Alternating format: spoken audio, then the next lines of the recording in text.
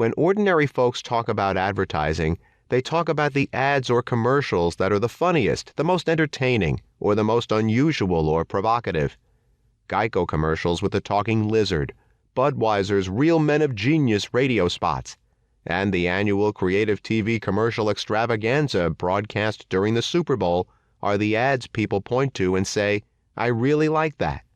But the goal of advertising is not to be liked, to entertain, or to win advertising awards. It is to sell products.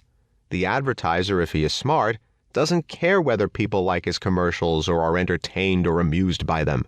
If they are, fine. But commercials are a means to an end, and the end is increased sales and profits for the advertiser. This is a simple and obvious thing, but the majority of copywriters and advertising professionals seem to ignore it.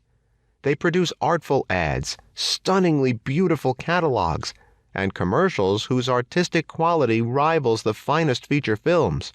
But they sometimes lose sight of their goals, more sales, and the fact that they are salespeople behind typewriters, and not literary artists, entertainers, or filmmakers.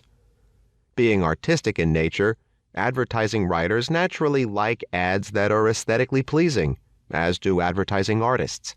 But just because an ad is pretty and pleasant to read doesn't necessarily mean it is persuading people to buy the product. Sometimes cheaply produced ads, written simply and directly without a lot of fluff, do the best job of selling. I'm not saying that all your ads should be schlock, or that schlock always sells best. I am saying that the look, tone, and image of your advertising should be dictated by the product and your prospects, and not by what is fashionable in the advertising business at the time, or is aesthetically pleasing to artistic people who deliberately shun selling as if it were an unwholesome chore to be avoided at all costs. In a column in Direct Marketing magazine, freelance copywriter Luther Brock gave an instructive example of creativity versus salesmanship in advertising. Brock tells of a printing firm that spent a lot of money to produce a fancy direct mail piece. The mailing featured an elaborate, 4-color glossy brochure with a pop-up of a printing press. But, reports Brock, the mailing was less than effective. "They got plenty of compliments on that unique mailing, but no new business. That's a pretty expensive price to pay for knocking 'em dead."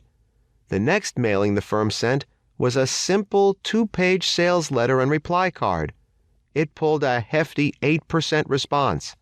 Same pitch, but no frills.